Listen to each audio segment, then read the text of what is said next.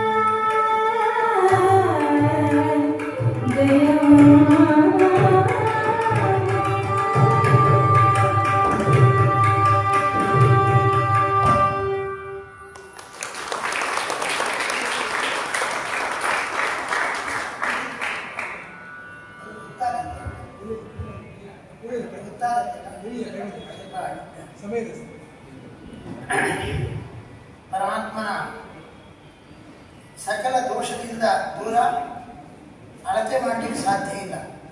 ಅಂದರೆ ಒಂದು ಸೀಮೆ ಇಲ್ಲದ ಸಕಲ ಸದ್ಗುಣ ಪೂರ್ಣ, ಶ್ಯಾಮಸುಂದರ, ಸ್ವಲ್ಪವೂ ಕಳಂಕ ಇಲ್ಲದ ಧವಲ, ಯಶಸ್ಸಿನಿಂದ ಕೂಡಿದ ನಿನ್ನ ಚಾರಿತ್ರ್ಯ, ಯಶೋಧಾನಂದರಿಗೆ ಆನಂದವನ್ನು ಕೊಟ್ಟ ಮಗು, ಸಾಕೂತ ಲೀಲಾ ವಿಲೋಲ, ಎಲ್ಲ ಪ್ರತಿಯೊಂದು ನಿನ್ನ ಲೀಲೆಯೂ ಕೂಡ ಅಂದರೆ ಆಕೂತ ಗರ್ಭಿತವಾಗಿದೆ, ತಾತ್ಪರ್ಯ ಗರ್ಭಿತವಾಗಿದೆ. ಯಾಕೆ ಕೃಷ್ಣ ಯಾವುದಪ್ಪ ಆಕೂತ ಗರ್ಭಿತ?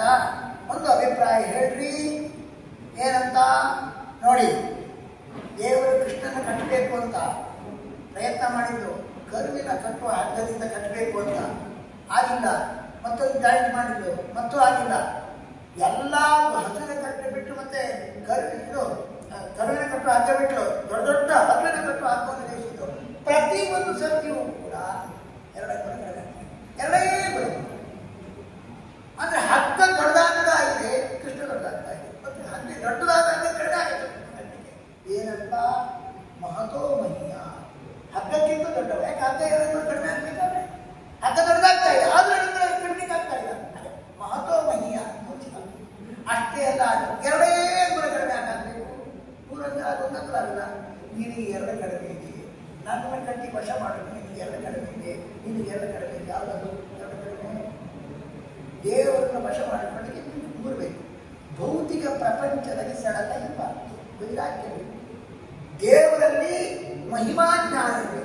ಆ ಮಹಿಮಾಜ್ಞಾನದ ಹಿನ್ನೆಲೆ ಇದೆ. ಇವಳಿಗೆ ಏನಾಗಿದೆ? ನನ್ನ ಮಗು ಅಂತ ಒಂದು ಪ್ರೀತಿ ಒಂದು ಬಿಟ್ರೆ ಅವಳಿಗೆ ವೈರಾಗ್ಯ ಇಲ್ಲ. ಕೃಷ್ಣನ ಚೆನ್ನಾಗಿ ಮನೆ ಹಾರಿಗೊಳಿಸ್ತಾ ಇರುವಳು.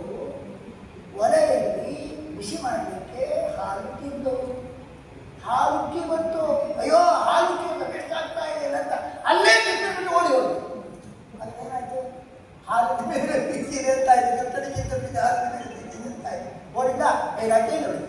ಇನ್ನು ಕೃಷ್ಣನ ಕಟ್ಟಿ ಹಾಕಬೇಕಾಗತ್ತ? ಯಾವಾಗ ಅಂತಾಳೆ ಭಗವಂತ?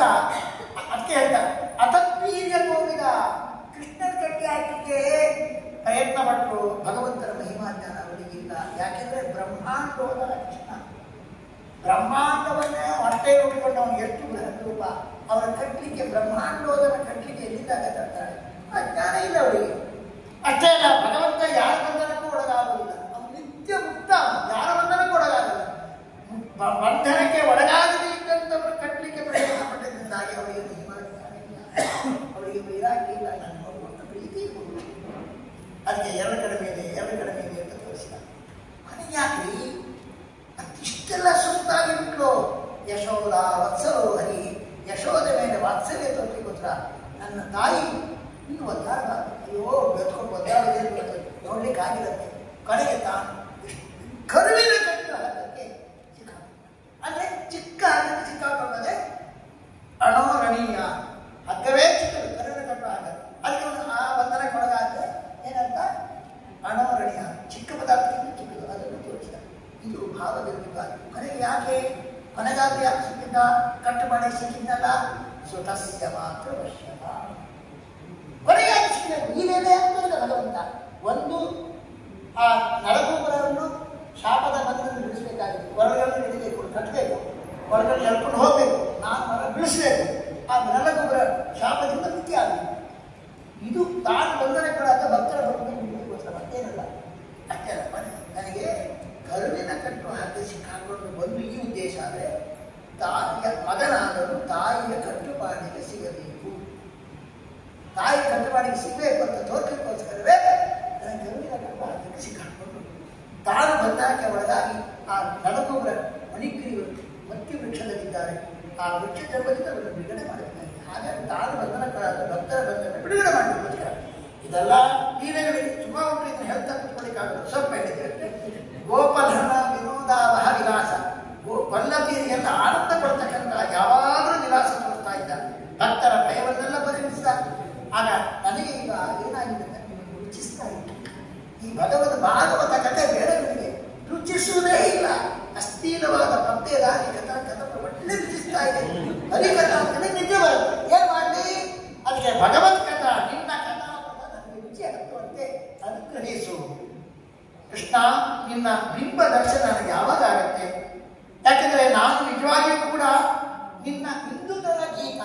ಇದ್ದಾರೆ ಅದು ರುದ್ರ ಶುಕಾಚಾರ್ಯ, ರುದ್ರದೇವರೇ ಶುಕಾಚಾರ್ಯ ಅಂತ ಅವರು ಇಂದು ಅಂದ್ರೆ ಪುರಾಣ ಚಂದ್ರನ ಹೊತ್ತಿದ್ದಾರೆ ಹೃದಯದಲ್ಲಿ.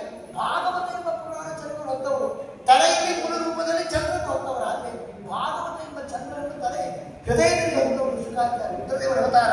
ಅವರು ಹಾಗೆ ಹುಟ್ಟಿದ ವಿಶೇಷವಾದ ನಿನ್ನ ಕಥೆಯನ್ನ ಆಲಿಸ್ತಾ ಇದ್ದೇನೆ ನಾನು.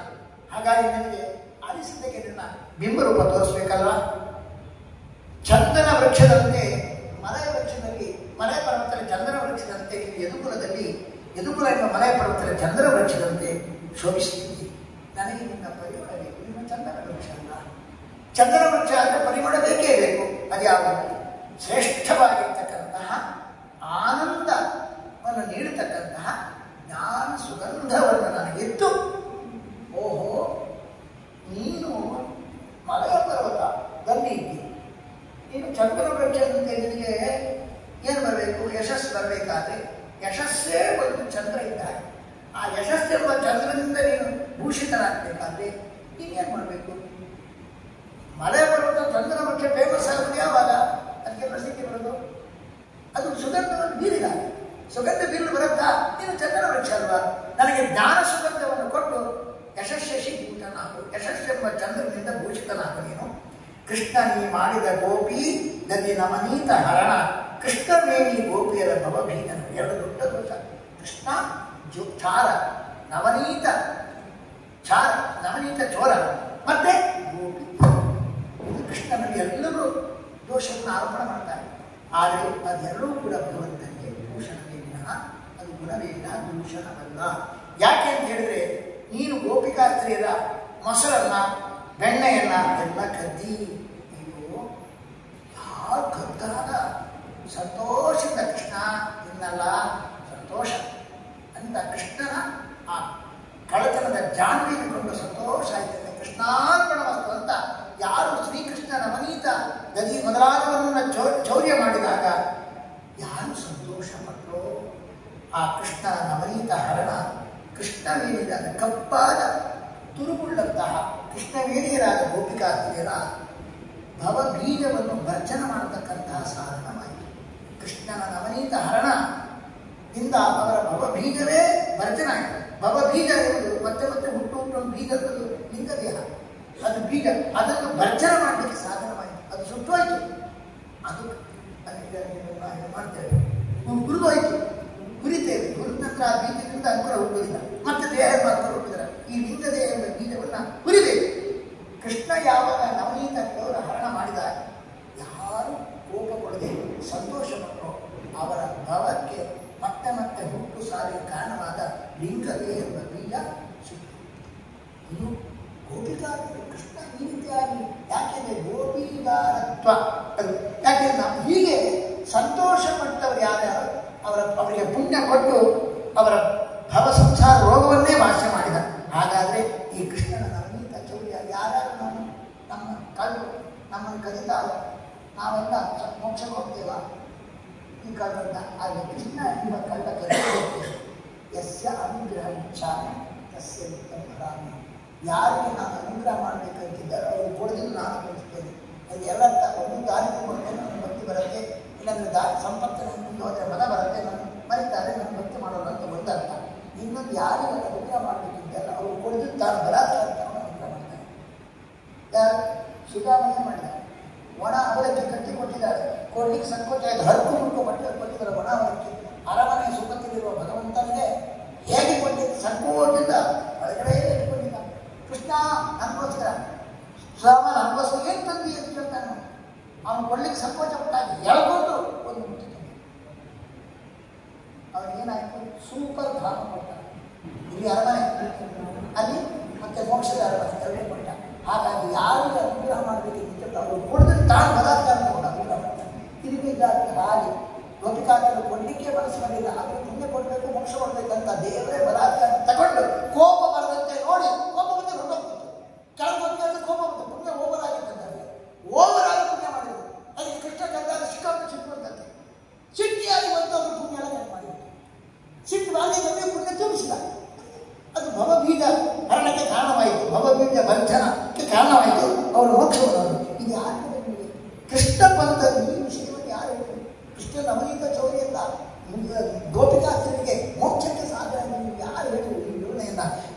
ಬಂಧದ ಕೃಷ್ಣನ ವೇದವ್ಯಾಸ ವೇದವ್ಯಾಸ ಮತವನ್ನು ಅನುಸರಿಸಿದ ಮಧ್ವಾಚಾರ್ಯರು ಮಧ್ವಾಚಾರ್ಯರು ಈ ಶುಭ ವ್ಯಾಖ್ಯಾನ ಅವರು ಮಾಡಿದ್ದಾರೆ. ಕೃಷ್ಣ ತತ್ಪ್ರಾಪ್ತಿ ಸಾಧನ ಆ ಹರಣ ನಿನಗಾಭರಣ. ಹಾಗಾಗಿ ಅವರು ನೀನು ಆ ಗೋಪಿಕಾಸ್ತ್ರೀಯರ ಏನು ನವನೀತಾದಿಗಳನ್ನ ಹರಣ ಮಾಡಿದೆ, ಅದು ಗೋಪಿಕಾಸ್ತ್ರೀಯರಿಗೆ ನಿನ್ನ ಪ್ರಾಪ್ತಿಗೆ ಸಾಧನವಾದ್ದರಿಂದಾಗಿ ಆ ಹರಣ ನಿನಗೆ ಆಭರಣ. ಅದು ಗುಣವೇ ಇಲ್ಲ, ದೋಷ ಅಲ್ಲ. ಇನ್ನೊಂದು ಎಲ್ಲರೂ ಕೇಳ್ತಕ್ಕಂಥದ್ದು ಗೋಪಿಗಾರ. ಮದುವೆ ಕೃಷ್ಣ ಅವರು ಏನಾಗಿದ್ದಾರೆ, ಗೋಪಿಗಾರ ಆಗಿದ್ದಾರೆ. ಪರಸ್ತ್ರೀಯರವರಲ್ಲ, ಅವರಿಗೆ ಮದುವೆ ಆಗಿದೆ. ಪರಸ್ತ್ರೀಯರನ್ನ ಇವನು ಸಂಘ ಮಾಡಿದ, ಅವರಿಗೆ ಸುಖ ಕೊಟ್ಟ, ದೇಹ ಸುಖ ಕೊಟ್ಟ, ಇವನು ಜಾರ ಆದ. ತಪ್ಪಲ್ಲದೆ ಕೃಷ್ಣನಿಗೆ ಯಾವ ದೋಷ ಇಲ್ವಿ, ಕೃಷ್ಣನಿಗೆ ಯಾವ ದೋಷ? ಅಪ್ಪ ಆ ಗೋಪಿಕಾತ್ರಿಗೆ ತೊಂದರೆ ಆಗಿಲ್ವಾ? ಕೃಷ್ಣ ಅಸಂಗ ಜೀವಿಸಿಕೊಳ್ತಾನೆ, ಯಾವ ದೋಷ ಇಲ್ಲ. ಆದರೆ ಈ ವಿಧಿ ನಿಷೇಧ ಉಂಟು ಆ ಗೋಪಿಕಾತ್ರಿಗೆ. ಅವರು ತಮ್ಮ ಪತಿಯನ್ನು ಇಷ್ಟರಾಗಿರಬೇಕಿತ್ತು. ಕೃಷ್ಣನ ಕೊಳಲನಾದ ಕೇಳಿದಂತೆ ರಾತ್ರಿ ಓಡಿಕೊಂಡು ಸಂಘ ಮಾಡಿಬಿಟ್ಟು ರಾಸಕ್ರೀಡೆ ಆದರೂ ಮಾಡಿಬಿಟ್ಟಲ್ಲ, ಅವರಿಗೆ ದೋಷ ಇಲ್ವಾ ಅಂದರೆ ಇಲ್ಲ. ಕಾರಣ ಏನಂದ್ರೆ ಕೇಳಿ, ಅವನಿಗಂತೂ ಕೃಷ್ಣನಿಗೆ ನರಕ ಸಾಧನ ಅಲ್ಲ. ಹಾಗೆ ಗೋಪಿಕಾತ್ರಿಗೆ ಸಾಧನ ಅವರಿಗೂ ಅಲ್ಲ. ಅವರಿಗೆ ಸಂಸಾರ ದುಃಖ ಪರಿಹಾರಕ್ಕೆ ಸಾಧನ. ಯಾಕೆ ಗೊತ್ತುಂಟವರಿಗೆ ಗೋಪಿಕಾಸ್ತ್ರೀಯರು ಎಲ್ಲ ಮೂಲಭೂತ ಅಪ್ಸರಸ್ತ್ರೀಯರು. ಅಪ್ಸರಸ್ತ್ರೀಯರಿಗೆ ಒಂದು ನಿಯತವಾದ ಪ್ರತಿಯೊಂದು ಎಲ್ಲರ ಜೊತೆಗೂ ಬೆರೀತಾರೆ. ಅಪ್ಸರಸ್ತ್ರೀಯರು ಸ್ವರ್ಗದಲ್ಲಿ ಇಂದ್ರ ಚಂದ್ರ ಎಲ್ಲರ ಜೊತೆ ಅವರು ಬೆರೀತಾರೆ. ಅವರಿಗೆ ಒಂದು ನಿಯತವಾದ ಪ್ರತಿಯೊಂದಿಲ್ಲ. ನಿಯತವಾದ ಪತಿಯುಳ್ಳ ದೇವತಾಸ್ತ್ರೀಯರು ಇರ್ತಾರೆ, ಅವರು ಮಾತ್ರ ಆ ಬೇರೆಯವರು ಸಂಘ ಮಾಡಬಾರದು. ನಿಯತ ಪತಿ ಇಲ್ಲದೇ ಇದ್ದಂಥ ಎಲ್ಲರ ಜೊತೆಗೆ ಬರೆಯುವಂಥ ಅಪ್ಸರಸ್ತ್ರೀಯರಿಗೆ ಗೋಪಿಕಾಸ್ತ್ರೀಯರಾಗಿದ್ದಾರೆ. ಅವರು ಭಗವಂತನನ್ನು ಹೇಗೆ ಉಪಾಸನೆ ಮಾಡಬೇಕಂದ್ರೆ ಜಾರ ಅಂತ ಉಪಾಸನೆ ಮಾಡಬೇಕು. ನಮಗೆ ದೇಹಕ್ಕೆ ಸುಖ ಕೊಡ್ತಕ್ಕಂಥ ಜಾರ ಅಂತ ಉಪಾಸನೆ ಮಾಡಿದ್ರೇನೆ ಅವರು ಮೋಕ್ಷ ಆಗಿದೆ. ಜಾರತ್ವೇನ ಅಪ್ಸರಸ್ತ್ರೀನ ಮಧ್ವಾಚಾರ ಮಾತ್ರ ಹೇಳಿದರು, ಅವರಿಗೆ ಮಾತ್ರ ದೋಷ ಇಲ್ಲ. ಭಗವಂತನ ನಮಗೆ ದೇಹ ಕೊಟ್ಟಂಥ ಪತಿ ಅಂತ ಅವರು ಉಪಾಸನೆ ಮಾಡಿದರೆ ಮಾಡಲೇಬೇಕು, ಅದೇ ಅವರಿಗೆ ಮೋಕ್ಷ ಸಾಧನ. ಹಾಗಾಗಿ ಕೃಷ್ಣನ ಗೋಪಿ ಅವರು ಕೃಷ್ಣನನ್ನ ಗೋಪಿಕಾಸ್ತ್ರೀಯರು ಜಾರ ಅಂತ ಭಾವಿಸಿದರು. ಜಾರ ಅಂತ ಭಾವಿಸಿದ್ರಿಂದಾಗಿ ಅವರು ಆ ಉಪಾಸನೆ ಮಾಡಿ ಅವರ ಸಂಸಾರದಿಂದ ಪಾರಾದರು. ಹಾಗಾಗಿ ಅವರಿಗೆ ಮುಪ್ಪು ಸಾವು ಎಲ್ಲ ಈ ಭವರೋಗವನ್ನು ಹರಣ ಮಾಡಿ ಪರಿಹಾರ ಮಾಡಲಿಕ್ಕೆ ಸಾಧನ ಮಾಡಿತು. ಹಾಗಾಗಿ ಗೋಪಿಕಾ ಕೃಷ್ಣನಿಗೆ ಅದು ಆಭರಣ ಗೋಪಿದಾರದಿಂದ ಅದನ್ನು ಉಪಾಸನೆ ಮಾಡಿದ್ದಾಗಿ ಗೋಪಿಕಾಸ್ತ್ರೀಯರೆಲ್ಲ ಮೋಕ್ಷಕ್ಕೆ ಹೋದರು, ಅಪ್ಸರಸ್ತ್ರೀಯರಾಗಿ ಮೋಕ್ಷಕ್ಕೆ ಹೋದರು. ಕೃಷ್ಣನಿಗಂತೂ ದೋಷ ಇಲ್ಲ, ಅದು ಗುಣ. ಯಾಕಂದರೆ ಅವರಿಗೆ ಆ ಗೋಪಿಕಾರದಿಂದ ಉಪಾಸನೆ ಮಾಡಿದ್ರಿಂದಾಗಿ, ಚೆನ್ನಾಗಿ ಧ್ಯಾನ ಮಾಡಿದ್ರಿಂದಾಗಿ ಅವರೆಲ್ಲ ಮೋಕ್ಷಕ್ಕೆ ಹೋದರು. ಇದು ವಿಶಿಷ್ಟ. ಹಾಗಾಗಿ ಗೋಪಿ ವಲ್ಲವ ಆ ಕಾರಣ ಯಾರಕ್ಕಂತೂ ದೋಷ ಇಲ್ಲ. ಗೋಪಿಕಾರ್ಜನಿಗೆ ಅದು ಭಗವಂತನ ಬಿಡುಗಡೆಗೆ ಸಾಧನವಾಯಿತು. ಆದರೆ ನಿನ್ನ ಗೋಪಿಗಾರಂತ ಇನ್ನೊಬ್ಬರಿಗೆ ಒಳ್ಳೆಯದು ಮಾಡ್ತಾದ್ರಿಂದಾಗಿ ಅದು ಆಭರಣವೇ ವಿನಃ ನಿನಗೆ ದೋಷವಲ್ಲ. ಗೋಪಿ ತಾರಕನ ನಿನಗಲ್ಲ ನರಕ ಸಾಧನ. ಗೋಪಿಯರಿಗಿದು ಜರಾಮರಣ ಹರಣ ಕಾರಣ. ಗೋಪಿ ವಲ್ಲವ ಆ ಕಾರಣ ನಿನಗದು ಆಭರಣ. ಗೋಪಿಗಾರತ್ವ ಜ್ಞಾನದಿ ಈ ತರದಲ್ಲಿ ಭಗವಂತನಿಗೆ ಗೋಪಿಗಾರತ್ವ ಎಂದು ಏನಿದೆ ಅದು ಗೋಪಿಕಾಸ್ತ್ರೀಯರಿಗೆ ಉಪಾಸನೆಗೆ ಅನುಕೂಲವಾಗಿ ಮೋಕ್ಷಕ್ಕೆ ಸಾಧನವಾದ್ದರಿಂದಾಗಿ ಮೋಕ್ಷ ಸಾಧನವಾಗಿದೆ ಅಂತ ಯಾರು ಸರಿಯಾದ ಜ್ಞಾನವನ್ನು ಪಡಿತಾನೋ ಅವನು ಆಗುವುದು ನರಭೂಷಣ. ನರಭೂಷಣ ಆಗ್ತಾನೆ ಅಂತೇಳಿ ನರಳೆ ಶ್ರೇಷ್ಠ ಮುಕ್ತನಾಗ್ತಾನೆ ಅಂತ ಇದು ಗೊತ್ತಿಲ್ಲ. ಮತ್ತವರು ಚಿಕ್ಕಿದವರು ಅಂತ ದೋಷ ಹೇಳ್ತಾ ಇಲ್ಲ. ಇದನ್ನು ಭಾಗವತ ವ್ಯಾಖ್ಯಾನ ಕೃಷ್ಣನ ಸರಿಯಾಗಿ ವ್ಯಾಖ್ಯಾನ ಮಾಡುವ ಮಧ್ವಾಚಾರ್ಯ ಒಬ್ಬರೇ ಕೃಷ್ಣನಿಗೆ ಗೋಪಿದಾರ ಜೋರತ್ವ ಮಾಡಿದ ಪಾಪಗಳಿಗೆಲ್ಲ ಹೇ ನವನೀತ ಚೋದನೆಂದರೆ ಸಾಧನೆ ಹೇಳ್ತಾರೆ. ನವನೀತ ಚೋದನೆ ಅಂತ ಹೇಳಿದ್ರೆ ಅದು ಗುಣ ಹಿಡಿದಾಗಾಯಿತು, ನೀವು ಚೌರ್ಯ ದೋಷ ಉಪಯೋಗತ್ತೆ ಅಂತ. ಹಾಗೆ ಮತ್ತೆ ಜಾರತ್ವ ಮಾಡಿದ ಪಾಪಗಳಿಗೆಲ್ಲ ಹೇ ಗೋಪಿದಾರನೆಂದರೆ ಸಾಧನೆ. ಏನೋ ಜಾರತ್ವ ಮಾಡಿದ ಅಥವಾ ಸಂಬಂಧ ಮಾಡಿದ್ದಾನೆ, ಪಶ್ಚಾತ್ತಾಪ ಆಯಿತು, ಆವಾಗ ಹೇ ಗೋಪಿದಾರ ಅಂತ ಭಕ್ತಿ ನಿಯಂತ್ರಣದಲ್ಲಿ ಗೋಪಿಕಾಸ್ತ್ರೀಯರಿಗೆ ದಾರುಣಾಗಿ ಅವರು ಗೋಪಿದಾರತ್ವವನ್ನು ಅವರು ಉಪಾಸನೆ ಮಾಡಿದ ಮೋಕ್ಷ ಕೊಡುವ ಅರ್ಥಾನಂದಪ್ಪ ಅಂತ ಅನುಸಂಧಾನ ಮಾಡ್ತಾ ಹೇ ಗೋಪಿದಾರನೆಂದರೆ ಜಾರತ್ವ ಮಾಡಿದ ಪಾಪಗಳಿಗೆಲ್ಲ ಗೋಪಿದಾರನೆಂದರೆ ಸಾಧನೆ ಪಾಪ ಪರಿಹಾರ ಜ್ಞಾನಗಳಿದ್ದು. ಇದು ಮಧ್ವಾಚಾರ ಮಾತ್ರ ಸರಿಯಾದ ವ್ಯಾಖ್ಯಾನ ಮಾಡಿದ್ದು ಅದಕ್ಕೆಲ್ಲ ದಾಸರನ್ನು ಅನುಸರಿಸಿದ್ರು. ಇಂಥ ಒಂದು ಭಾಗವತಕ್ಕೆ ಓದ್ರಿ ಅಂತ ಹೇಳೋದು ಕೇಳ್ರಿ, ಮನೆಯಲ್ಲಿ ಮತ್ತೇನು ಮಾಡಿ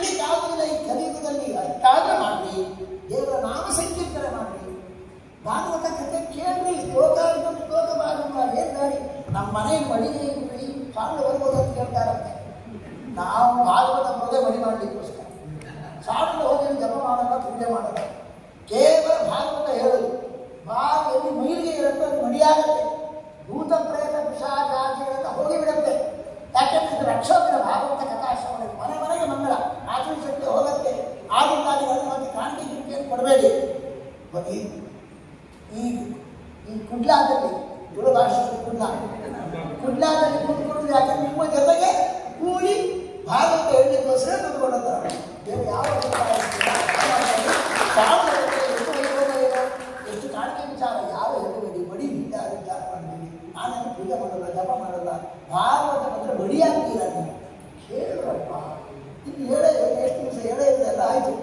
ಆದರೆ ಅದು ಮಾಡಲಿಕ್ಕೋಸ್ಕರ ಒಂದು ಹಾಗಾಗಿ ಶ್ಲೋಕವಾದ ಹಿಂದೆ ನಿಮಗೆಲ್ಲ ಅರ್ಥ ಆಗಲಿ. ಇದೆಲ್ಲ ಏನಾಗಿದೆ, ಮಧ್ವಾಚಾರ್ಯರು ವ್ಯಾಖ್ಯಾನ ಮಾಡಿದ್ದಾರೆ ಭಾಗವತಕ್ಕೆ. ಭಾಗವತ ಪ್ರತಿಪಾದ್ಯನಾದ ಕೃಷ್ಣನಿಗೆ ಉಪಯೋಗ ಇಟ್ಟಿದ್ದಾರೆ. ಯಾಕೆ ಮಾಡಿದ್ರು? ಭಾಗವತ ಚೆನ್ನಾಗಿ ಬಂದು ಕೃಷ್ಣನ ಅರ್ಥ ಮಾಡಿಕೊಂಡು ಇನ್ನು ಏನಾದರೂ ಸಿದ್ಧಿಗೆ ಪ್ರತಿಬದ್ಧವಾದ ದೋಷವನ್ನು ಕೃಷ್ಣ ಪರಿಹಾರ ಮಾಡ್ತಾನೆ. ಅಷ್ಟೋತ್ಸವ ಮಧ್ವಾಚಾರ್ಯ ನಮ್ಮ ವಾಯುದೇವರೇ ಮಧ್ಯರಾಗಿ ಬಂದು ಇಲ್ಲಿ ನಮ್ಮ ಈ ಪರಶುರಾಮ ಕ್ಷೇತ್ರದಲ್ಲಿ ಅವಿಭಕ್ತವಾದ ದಕ್ಷಿಣ ಕಡೆಗೆ ಉಡುಪಿ ಜಿಲ್ಲೆಯಲ್ಲೇನೆ ಕೃಷ್ಣ ತಂದಿಟ್ಟು ಪೂಜೆ ಮಾಡಪ್ಪ, ಭಾಗವತ ಕೇಳಿದ್ರಪ್ಪ ಅಂತ ಇಲ್ಲಿ ಬಂದಿದ್ದಾರೆ, ನಮ್ಮ ಹತ್ರ ಬಂದಿದ್ದಾರೆ. ನಾವು ಹೇಗೆ ಬೇಡ ಅಂತ ಅಂದ್ಕೊಂಡ್ರೆ ಆಜ್ಞಾ ಹೇಳಿದ್ದು ಏನು ಖರ್ಚಿಲ್ಲ, ಕೇಳ್ಬೋದಲ್ಲ, ವಿಚಾರ ಆಗ್ತೀರಿ. ಹಾಗೆ ಇಷ್ಟೆಲ್ಲ ವ್ಯಾಖ್ಯಾನ ಮಧ್ವಾಚಾರ್ಯ ಮಾಡಿದವರಿಗೆ ಪಟ್ಟಿದ್ದಾರೆ. ಷೋಡಶ ಶಾಸೀರ ನಾಲಿಗೆ ನಡುಗೂಡಿ ಸಮರಸ ಜೀವನ ಚೈತ್ರ ಯಾತ್ರೆಯಲ್ಲಿ ನೆರೆದ ಅವ್ಯಾಕೃತರೇ 16,100 ಮಂದಿ ಪತ್ನಿಯರ ಜೊತೆಗೆ ಸೇರಿಕೊಂಡು ಸಮರಸ ಜೀವನ ಯಾತ್ರೆ. ಸಮರಸ ಜೀವನ ಒಂದೇ ಒಂದು ಡೈವೋರ್ಸ್ ಕೇಸ್ ಇಲ್ಲ. ಸಾಧ್ಯ ಉಂಟಾ?